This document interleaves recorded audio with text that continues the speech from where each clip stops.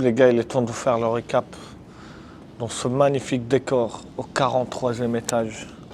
Donc j'allais pas allumer la caméra, mais je me suis dit putain, ils peuvent pas manquer cette inspiration là que j'ai. Là, je suis un peu en mode nostalgique.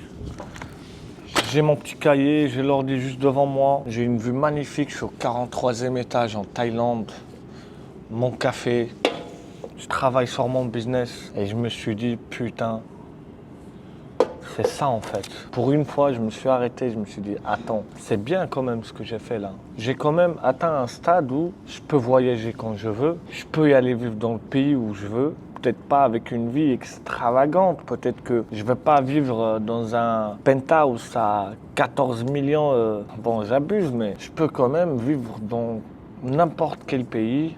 Je peux voyager dans n'importe quel pays et je me dis quand même que tu as quand même atteint un stade.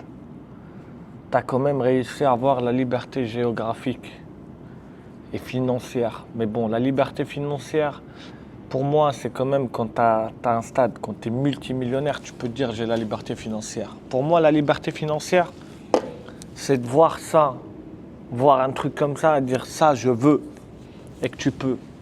Pour moi, c'est ça la liberté financière. Parce que peut-être tu vas dire, ok, tu es libre financièrement, mais tout dépend, c'est quoi libre financièrement?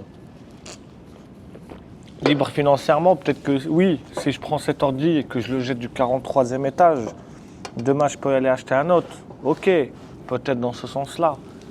Mais demain, si j'ai envie de m'acheter un yacht, frère, j'ai pas l'argent pour un yacht à 10 millions. Donc c'est normal que la liberté financière est à propre à chacun. Comme je vous le disais, c'est moi être libre financièrement, c'est à partir de plusieurs millions.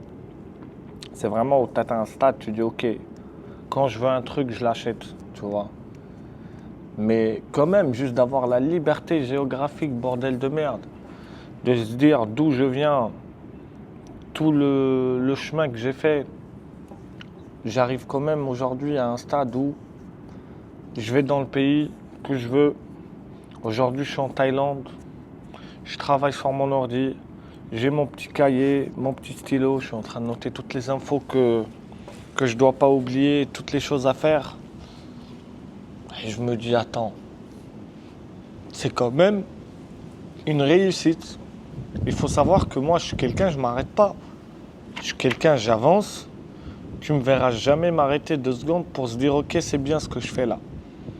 Et là, pour une fois, peut-être c'est la vibe, tu vois, le fait d'être au sommet comme ça de cet immeuble, d'être dans un si beau temps avec le vent qui me tape. Peut-être c'est ça qui fait que je me dis ok, je suis un peu nostalgique, donc voilà, petite vidéo, petit point j'aimerais faire avec vous aujourd'hui, un petit récap, tu vois.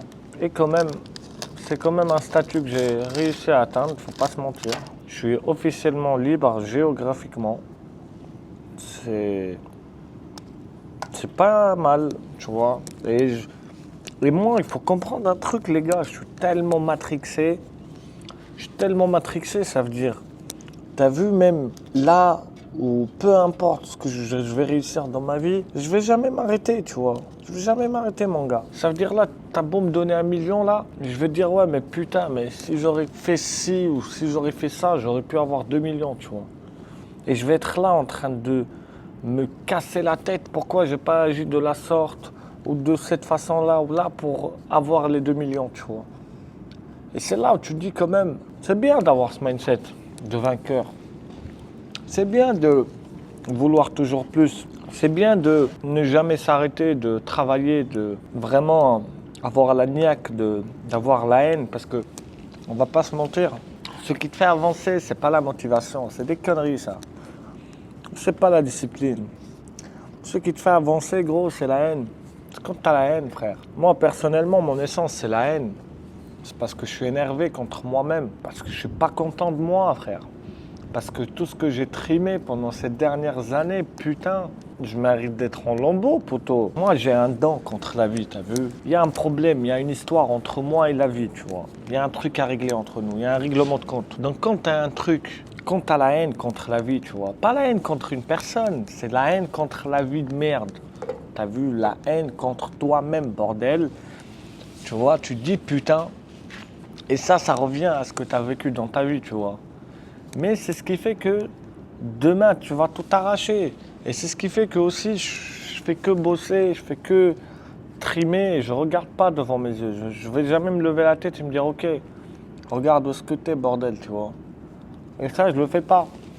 Alors que putain, mine de rien, je suis à Bangkok, je suis au 43e étage d'un immeuble, je suis en train de bosser sur mon business, j'ai mon ordi, j'ai la liberté géographique.